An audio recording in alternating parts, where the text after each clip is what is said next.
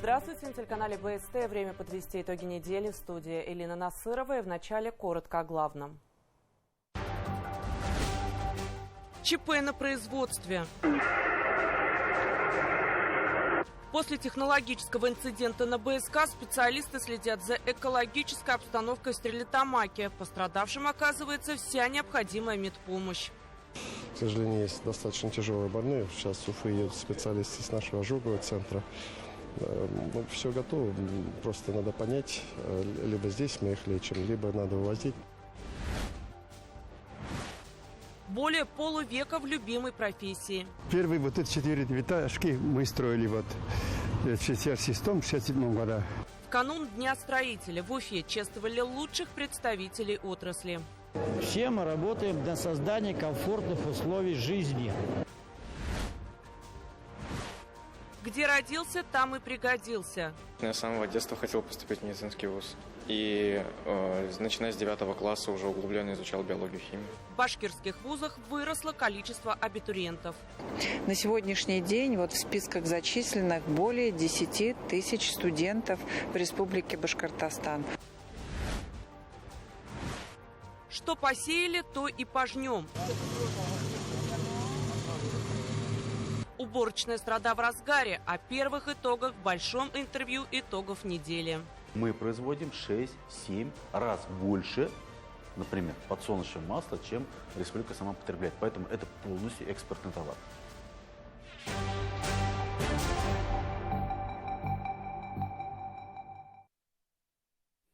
В Стерлитамаке количество пострадавших в результате технологической аварии на БСК увеличилось до 41 человека. 11 пациентов доставлены санавиацией в уфимские медучреждения. Узнав о происшествии, глава Башкортостана Ради Хабиров прервал свою рабочую поездку в городе и приехал в больницу узнать о состоянии пострадавших и дать необходимые поручения. Также башкирская содовая компания заявила о выплатах пострадавшим до 3 миллионов рублей в зависимости от состояния здоровья. Предприятие возьмет на себя все расходы на лечение и поддержку семей сотрудников. В больнице организовано круглосуточное дежурство представителя БСК для оперативного решения вопросов по обеспечению необходимыми медикаментами и оборудованием. Хронология и последствия происшествия в репортаже Анастасии Чебаевой.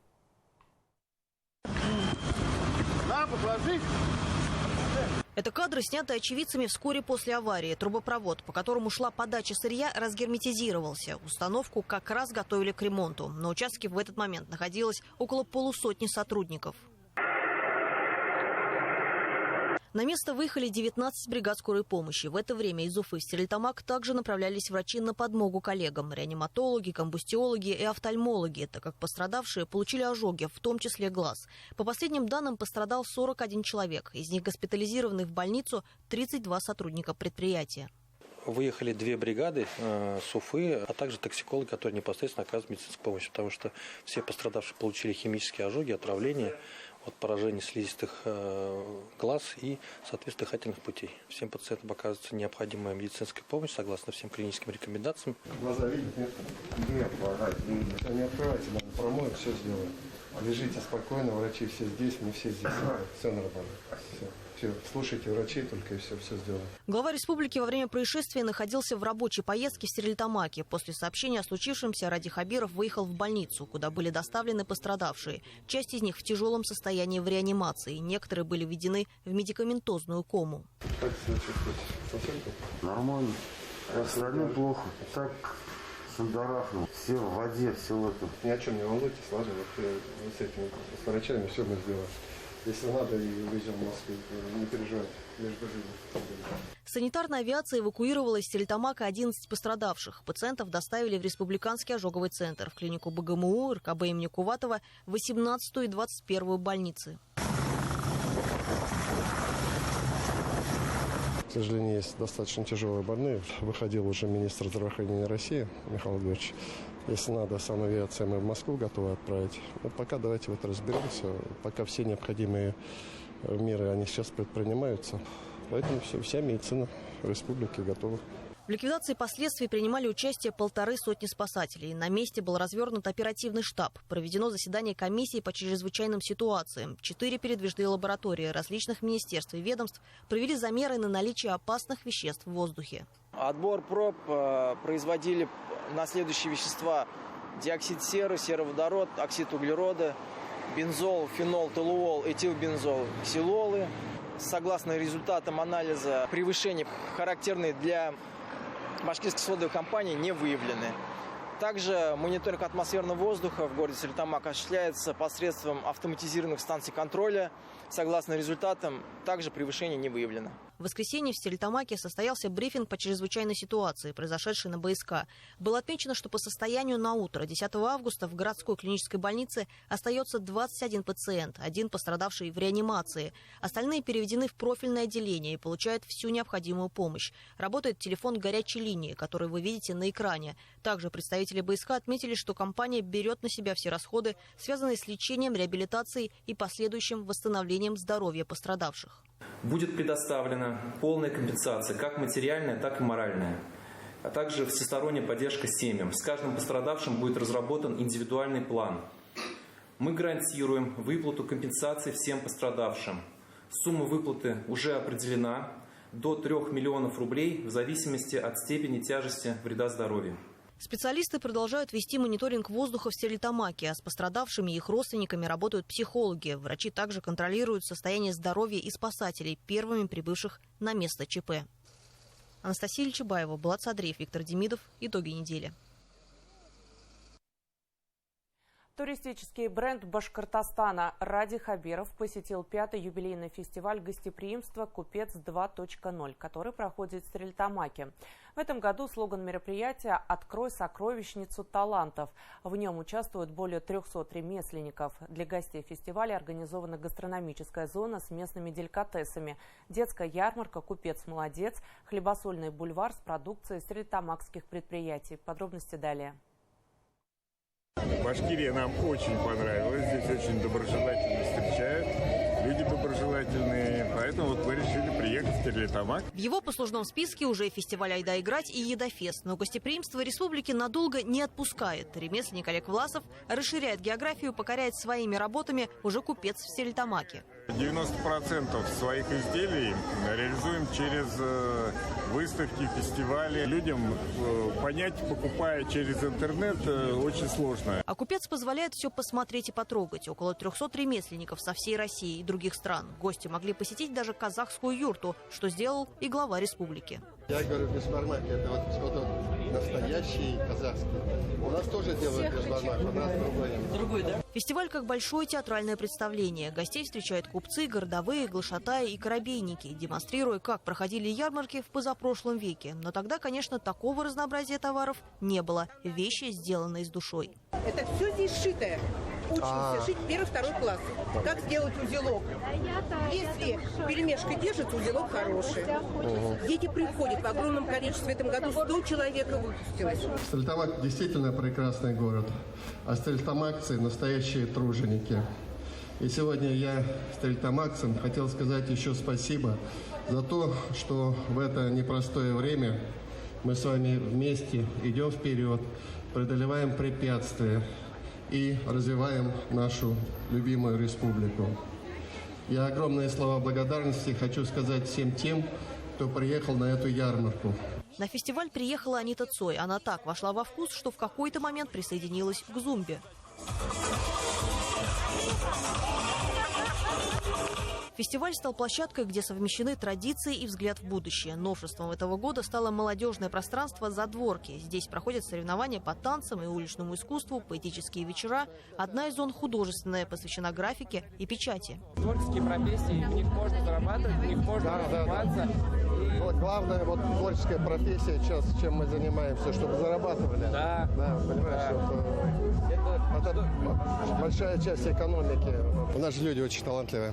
И потом в культуре и в истории наших народов это есть. Но мне действительно душа радуется, когда мы видим, что каждый год увеличится, потому что вот я же сам это вижу уже с года в год количество. И повышается, самое главное, качество.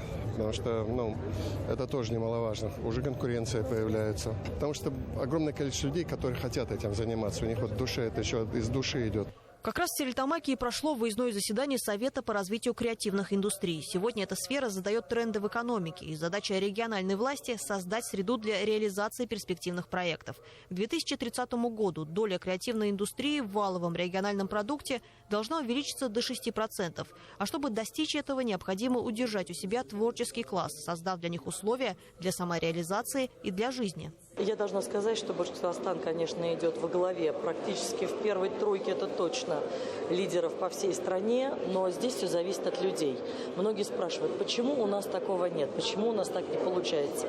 Знаете, когда я вижу зажженные, горящие глаза, сердца, вот это вот понимаю, что каждую среду все собираются на креативное совещание у главы, и я вижу, сколько вовлекается молодых предпринимателей, молодых людей, молодых творческих людей. Слушайте, от этого, конечно, становится очень кайфово. И вот этот контакт между властью и креативом, он крайне важен, потому что мне казалось, что он не особенно налажен. А вот в Башкортостане я увидел, что это прям прямой контакт, и увидел результаты этого контакта, потому что когда видишь эту ярмарку, когда видишь креативные технологии, когда видишь кучу креативных людей, которые пришли на лекции и задают очень интересные вопросы, то сразу понятно, что все это работает. Это очень здорово и круто. В республике создана система поддержки. Начала работу дирекция развития креативных индустрий при Центре стратегических разработок. Клуб продюсеров. Регулярно проходит тематический час с главой республики для оперативного решения вопросов инвесторов. Создан фонд. А главное, идет диалог, творческие и экономические плоды которого еще только предстоит увидеть. Анастасия Ильчебаева, Булат Садриев, Марат Юнусов, Ильшат Казакулов. Итоги недели. 8,5 миллиардов рублей получит республика из федерального бюджета на водоснабжение и водоотведение Зауфимья. Заявка региона была одобрена на заседании правительственной комиссии по региональному развитию России, который провел на этой неделе заместитель председателя правительства Марат Хуснуллин. Хороший подарок строителям накануне их профессионального праздника. Кстати, отмечается он сегодня, а торжественное собрание, посвященное Дню строителя, состоялось накануне. Как раз там глава республики рассказал всем о хорошей для региона новости.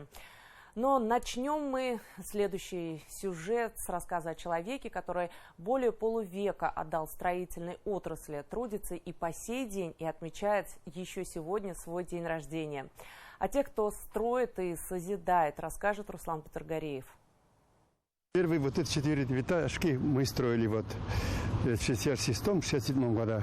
Именно в те времена началась его трудовая биография. Приехавший в Уфу 15-летний мальчишка поступил в училище и сразу устроился на стройку. Несмотря на юный возраст, Мунир Хамадинуров профессию каменщика освоил быстро. Первыми объектами, где выполнял кладку, стали дома по улице Гафури. Те самые 9-этажки рядом с телецентром. Возводил Мунир Хамадинуров не только жилые объекты, принимал участие в строительстве Дома Республики. В начале 2000-х строили Дом дружбы народов, нынешний Конгресс-холл. Прямо с нуля вот все, очистили лес, все. И первый свай завели мы в Муртазакову вместе даже. Ну, потом повторно там переделали, тоже участвовал. 23 октября исполнится 59 лет, как Мунир Хамадинуров трудится в строительной отрасли. О выборе профессии каменщика нисколько не жалеет. Не жалею. Заново родился бы, на 5 учился бы, все равно каменщиком пошел бы. Этим человеком стал я. И знаменитым, и незнаменитым, очень нравится.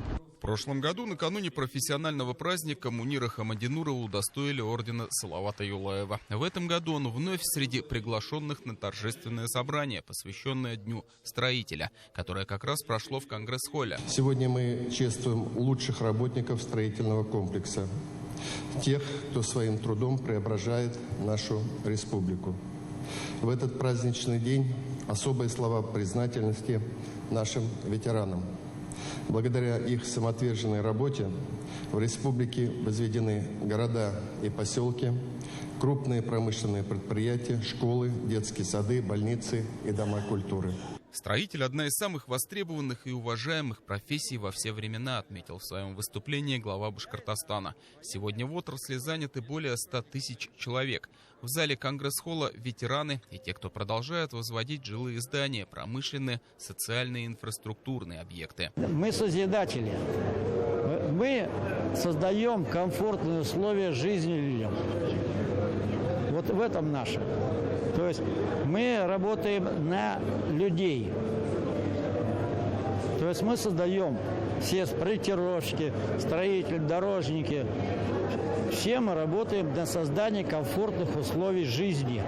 Ради Хабиров поблагодарил строителей за самоотверженный добросовестный труд, значительный вклад в развитие родного Башкортостана и вручил лучшим и самым преданным представителям отрасли государственные награды. Я работала поваром, работала бухгалтером, потом в декрете была, после декрета я пошла на стройку работать. 27 лет работаю. Работаю Башгражданстрой, строительный комплекс. Башкортостан по праву гордится достижениями строительного комплекса, отметил руководитель региона, выступая на торжественном собрании. Благодаря труду этих людей республика стабильно входит в десятку лидеров по стране, занимает вторую позицию в Приволжском федеральном округе. В прошлом году ввели рекордное количество жилья – 3 миллиона 350 тысяч квадратных метров. С помощью национальных проектов активно строятся школы, больницы и другие социальные объекты. С этого года стартовал новый национальный проект «Инфраструктура для жизни», объединивший действующие проекты жилье, дороги, программы модернизации коммунальной инфраструктуры. Все, что направлено на создание комфортной среды. Мы активно участвуем в этой работе и чувствуем поддержку со стороны федерального центра. Во время выступления сообщил глава о хорошей для республики новости. Буквально за пару часов до начала торжественного собрания на правительственном штабе в Москве утвердили и приняли решение о финансировании программы водоснабжения и водоотведения Зауфимья. Башкортостан получит инфраструктурный кредит на 8,5 миллиардов рублей. Это позволит не только сохранить темпы строительства жилья, но и создать хорошие заделы на будущее. В преддверии Дня строителя состоялось еще одно знаковое для республики событие, связанное с федеральным финансированием. Ради Хабиров дал старт строительству математического лицея-интерната в Уфе. Масштабный образовательный проект стоимостью 3 миллиарда рублей реализуется в рамках федерального нацпроекта «Молодежь и дети». Кстати, в строительстве социального объекта будет задействован и Мунир Хамадинуров. Свои 74, столько ему исполнилось сегодня, в день строителя, он продолжает работать каменщиком. Руслан Петрогореев, Артур Ханов, Родион Матвеев и Виктор Демидов. Итоги недели. В рамках заседания Ассоциации застройщиков Башкортостана Радио Хабирову представили архитектурный макет Уфы. Точная копия столицы региона сделана в масштабе 1 к 2 тысячам. Его создавали более 100 человек. В макете представлено около 10 тысяч зданий, дорог, деревьев, парков и скверов. Разработчики детализировали каждый объект с помощью 3D-моделирования. Миниатюрная копия Уфы призвана помочь архитекторам и градостроителям при создании будущих проектов в городе. Вскоре посмотреть на макет смогут все желающие. На зачисление в вузы Башкортостана подано более 206 тысяч заявлений. Это на четверть больше, чем год назад. Высшие учебные заведения Уфы становятся для абитуриентов более привлекательными. И это результат большой системной работы. Всего в этом году в вузах Башкортостана открыто 15 523 бюджетных места. Университеты уже публикуют первые приказы о зачислении. Подробности далее. Артур Ахмадиев уже отучился в Уфимском нефтяном университете на магистратуре и решил на этом не останавливаться. В раздумьях продолжить обучаться по электротехнической специальности, либо освоить новую, экономическую. Документы пришел подавать в аграрный университет. Пока сейчас мы общаемся здесь с представителями университета и рассматриваем лучший вариант. Сейчас подаю документы. В этом году очень много поступающих, что может быть даже на коммерческой основе быть конкурс. Поэтому предстоит хорошо сдать вступительные испытания. Башкирскому аграрному университету в этом году особое внимание. Вуз впервые стал участником программы «Приоритет-2030». На сегодня учебные заведения уже пополнили более 1200 студентов. Приемный бюджет завершен, однако продолжается набор на коммерческие места. У абитуриентов богатый выбор специальностей. В вузе, например, открыли новое направление – биотехнология. Конкурс 20 человек на место. Сроки остались небольшие. То есть, если взять программу бакалавриат специалитета, то у нас до 18 августа принимается заявление от абитуриентов, которые поступают по результатам наших экзаменов, от абитуриентов, которые поступают по результатам ЕГЭ. Прием завершается 22 августа. При этом по программе магистратуры прием завершается 11 августа, по программе среднего профессионального образования 15 августа. В федеральном приоритете сейчас 4 вуза региона, включая медицинский, нефтяной и УНИТ. С учетом растущей востребованности башкирских вузов власти наращивают и число бюджетных мест. Уфимский университет науки и технологий в этом году примет 3000 первокурсников. Так как сейчас у нас приказ на бюджет уже вышел, то люди понимают, что бюджетных мест уже нету, то они имеют право участвовать на платные места, они сейчас могут подавать заявление. Будет конкурс по баллам, то есть сумма 3 экзаменов плюс индивидуальные достижения. По этим результатам они также участвуют в конкурсе на платные места. Но для участия в конкурсе на платные места нужно заключить договор и оплатить в нашем вузе это как минимум 25% от оплаты. Растет внимание к университетам Башкортостана и у абитуриентов из других регионов и стран. Многие поступающие, кстати, отмечают, в этом году конкурсные испытания стали сложнее. Я с самого детства хотел поступить в медицинский вуз. И начиная с 9 класса уже углубленно изучал биологию и химию. Конкурс был в этом году очень тяжелый. Нам сейчас говорили, что конкурс был по 15 человек на одно место. И в этом году проходной балл вырос на 25. Вот. Я смотрел, было 206, сейчас уже 231. В БГМУ подали более 15 тысяч заявлений. Это на 5 тысяч больше, чем в 2024-м. С первокурсниками уже провели встречу, обсудили планы на обучение и процессы заселения в общежитие. 1150 студентов пополнили наши ряды. Несмотря на то, что количество бюджетных мест у нас возросло в среднем на 10%, пороговый балл приема на наши основные специальности, это лечебное дело и педиатрия, вырос. На лечебное дело больше, чем на 20 пунктов, на педиатрию на 10 пунктов. А на такую самую востребованную нашу специальность, как стоматология, несмотря на увеличение количества бюджетных мест в 2 раза, проходной балл остался прежним. Всего на зачисление в башкирские вузы от абитуриентов поступило более 206 тысяч заявлений, что на четверть больше, чем год назад. Это результат большой системной работы, отметил на неделе Ради Хабиров. Особое внимание уделяется участникам СВО и их семьям. В вузы поступили 69 бойцов и 545 детей военнослужащих. Эксперты считают, что увеличение числа поступающих в высшие учебные заведения Башкортостана – закономерный результат, связанный с повышением качества уровня образования. Это и появление новых специальностей, которые отвечают сегодня актуальным запросам рынка труда.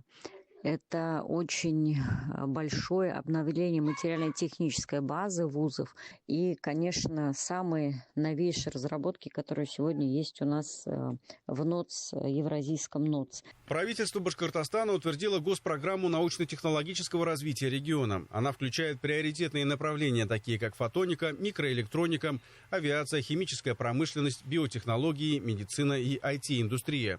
Для эффективной интеграции усилий ученых, преподавателей и специалистов с этого года работает и новый орган власти – Госкомитет по научно-технологическому развитию. Вузы стали привлекательны, образовательные программы вузов стали интересны для наших абитуриентов. Ну и, конечно же, все изменения, которые происходят в вузе, все это дает свои плоды. На сегодняшний день в списках зачисленных более 10 тысяч студентов в Республике Башкортостан.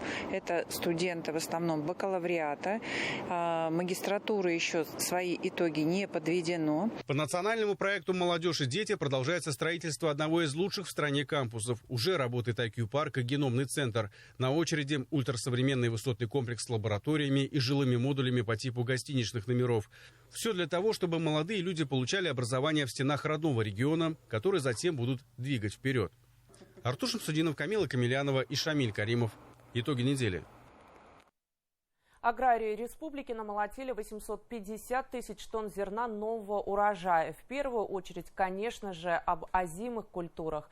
Таковы последние данные Министерства сельского хозяйства. В регионе на несколько дней установилась дождливая погода. Но хлеборобы не теряют оптимизма и рассчитывают собрать по итогу хороший урожай. Ведь скошено только 17% от общего объема.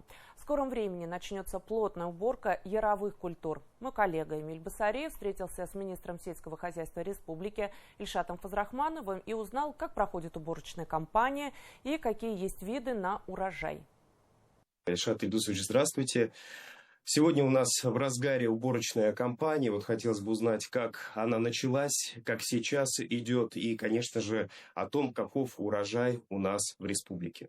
Сегодня, как вы сказали, что разгар начался, это достаточно тяжелая системная работа, подготовка в целом к этой кампании. Вот сегодня, в ближайшие месяцы, мы увидим результат труда целого года наших аграриев. На сегодняшний день мы сегодня активно убираем озимые культуры, а их не так много, учитывая то, что в прошлом году были дожди, мы посеяли там чуть больше 230 тысяч гектар всего лишь. Да. Поэтому видим, что урожай очень хороший, но, как сегодня аграрии говорят, такая натура тяжелая. То есть у нас есть местами и 60, и 70, и 80 центнеров с гектара, особенно озимая пшеница. Поэтому мы за несколько дней уборку озимых культур завершим. И, конечно, надеемся, что перейдем уже на уборку яровых культур. Там уже по факту увидим, какая урожайность. Поэтому сегодня урожайность по озимым культурам нас вполне устраивает. Это от 37 до 45-47 центнеров с гектара, а это исторически у нас рекорды. Однозначно сегодня средняя урожайность по озимым культурам лучше, чем за последние годы, десятилетия у нас сегодня по факту имеем. Но при этом это не просто валовая продукция, это качество зерна. Это 3-4 класса, то есть зерно продовольственное. Поэтому мы надеемся, что цена на него будет дороже, чем в прошлом году. Поэтому сегодня аграриям рекомендуем попридержать и ждать хорошей цены. В целом мы аграриев направляем и рекомендуем больше не, в кавычках, не гнаться за воловкой, то есть не гнаться за тоннами, а в целом работать в сегодняшних рыночных, достаточно сложных, экономических, санкционных условиях, так, чтобы это было выгодно. Поэтому очень важно сегодня аграрии должны выращивать и иметь в структуре из пассивных площадей те культуры, которые приносят в первую очередь краткосрочный и среднесрочный доход. То есть если по зерновым мы отсеялись меньше, чем планировали, но при этом мы видим, что достаточно хороший урожай, свои минимальные 2,2 миллиона тонн для потребностей мы закроем, но при этом мы в этом году имеем также исторический рекорд по площадям масличных культур. Это 670-680 тысяч гектар. Мы с таким объемом еще не работали, поэтому это первый раз в текущем сезоне нам придется работать с таким большим количеством гектаров площадей масличных или технических культур. При этом мы производим 6-7 раз больше, например, подсолнечного масла, чем республика сама потребляет. Поэтому это полностью экспортный товар.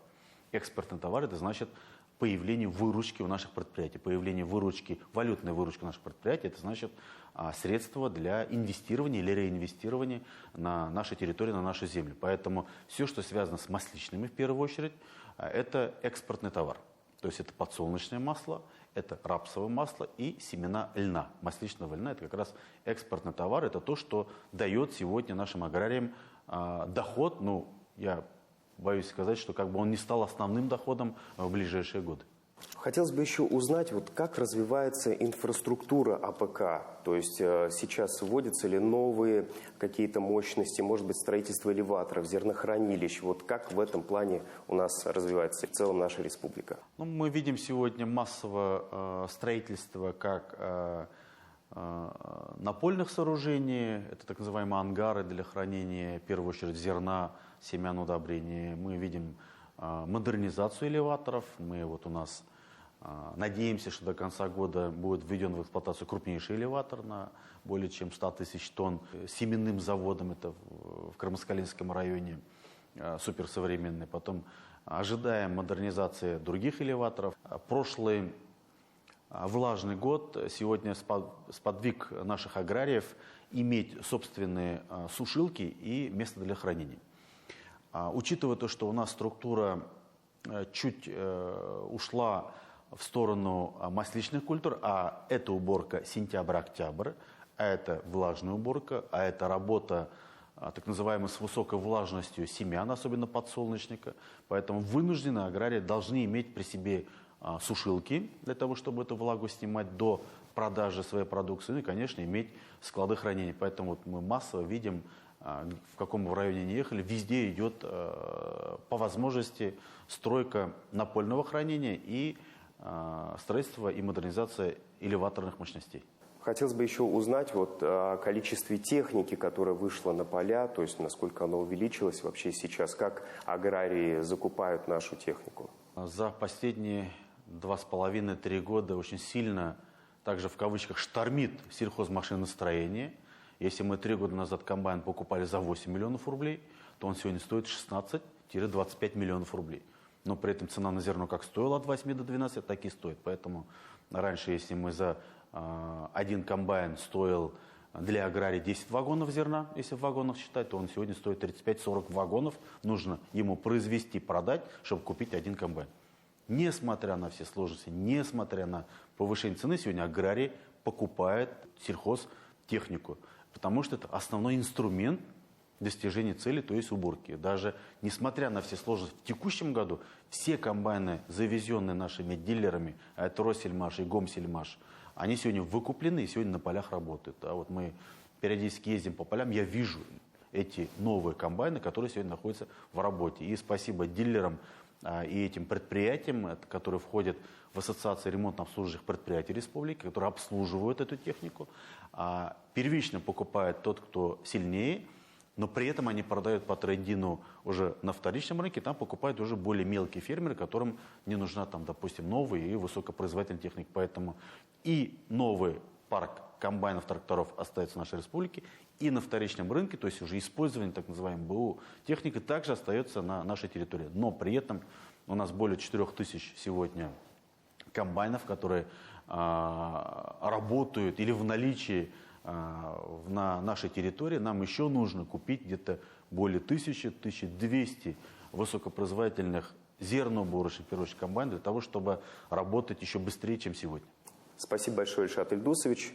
Ну а мы, дорогие телезрители, конечно же, желаем нашим аграриям, чтобы ни одно зернышко не потерялось, и весь урожай они смогли выгодно продать для того, чтобы закупать, конечно же, новую технику, обрабатывать еще больше площадей. И, конечно же, наша с вами продовольственная безопасность зависит от работников агропромышленного комплекса республики. За 7 месяцев текущего года сотрудниками Госавтоинспекции Башкортостана составлено более 1300 административных материалов за управление автомототранспортом несовершеннолетними. Из них 105 находились в состоянии опьянения. В выходные дни инспекторы ДПС усилили работу по профилактике аварий с участием детей-водителей. Стоит отметить, что несовершеннолетние за рулем транспорта совершили 46 ДТП, в которых 2 погибли и 44 получили ранения. В ходе рейда в селах Нагаево, Жилино и Зинино дорожные полицейские задержали 5 подростков без водительских удостоверений. В последующем с ними будет продолжена адресная работа по профилактике нарушений ПДД. В отношении родителей будут составлены протоколы в соответствии с административным законодательством. В России прошел традиционный день физкультурника. Этот праздник отмечается каждую вторую субботу августа. И в этот день поздравляют учителей физкультуры, тренеров, профессиональных спортсменов и всех тех, кто занимается спортом для себя. В городах и районах республики состоялось порядка 350 спортивных мероприятий и приняли в них участие более 40 тысяч любителей здорового образа жизни. На семейных стартах и турнире по мини-футболу среди участников СВО побывала наша съемочная группа. Подробности в следующем сюжете. В Уфе одной из площадок для праздника стал Центр спортивной подготовки имени Риммы Баталовой. В рамках Дня физкультурника здесь впервые прошел фестиваль «Своя спортивная семья». Мероприятие объединило ветеранов специальной военной операции и их семьи. Руководители спортшкол наградили благодарственными письмами, а мастерам спорта России вручили заветные значки. День физкультурника сегодня, безусловно, это народный праздник. Потому что сегодня физкультура и спорт позволяет прежде всего нашим, детям расти, преодолевать какие-то препятствия, становиться сильнее, становиться умнее, мудрее, а значит счастливее. В рамках фестиваля «Своя спортивная семья» прошли урок мужества, соревнования, мастер-классы по настольному теннису, армрестлингу, пауэрлифтингу, стрельбе из лука, а также волейболу сидя. Провели веселые старты для всех желающих. Мы проводим такой небольшой турнир по многоповторному жиму лежа. Вот у нас участников 6, конечно, мало, но в принципе все сильные, все практически выступающие спортсмены. Это радует. Здесь у нас все ветераны специальной военной операции. Также те, кто участвует в нашем проекте «Сильные люди». Это проект направлен на реабилитацию ветеранов специальной военной операции, в которой как раз-таки я и участвую как тренер. Традиционно масштабный фестиваль ко Дню физкультурника прошел в парке Кашкадан. Зарядку провели олимпийская чемпионка Аделина Загидуллина, призер Паралимпийских игр Анна Кулинич-Сорокина и заслуженная артистка республики Елена Гусарова. Организация прекрасная, все очень красочно, четко. Очень рада, что открытие было очень таким красочным, торжественным. Уфа растет, процветает, дай бог, так оно и будет дальше. С каждым разом фестиваль собирает все больше участников. В этом году в программе соревнований появились стрельба из лука и водное поло. Уже традиционно выявляли лучших в баскетболе, пляжном волейболе, легкой атлетике, скандинавской ходьбе. Товарищеский матч по мини-футболу среди участников специальной военной операции провели на поле у Дворца борьбы. Мероприятие прошло в рамках всероссийского марафона «Сила России». Цель данного мероприятия – это адаптация наших ветеранов. Потому что, как ни спорт очень классно адаптирует. Наши ветераны пришли сюда с семьями, пришли сюда со своими детьми. В футбол играли все в юности. И сейчас даже у нас тут есть и те, кто играет и по сей день. Ведь это интересный вид спорта. И самое главное, он командный. Артур пригласил сыграть за его команду. Надеюсь, мы будем бороться, и пусть победит сильнейший. В День физкультурника, мне кажется, очень правильно показывать пример, что наши бойцы, которые сегодня находятся на гражданке, они также поддерживают форму, физическую форму. И, надеюсь, покажут силу духа и мастерство. На поле собрались 3 команды. Многие ветераны спецоперации увлекались футболом с детства и после возвращения домой продолжают вести активный образ жизни. Я сейчас в отпуске нахожусь, и если какие-то такие мероприятия есть, всегда их посещаю, потому что это заряд эмоций, энергии.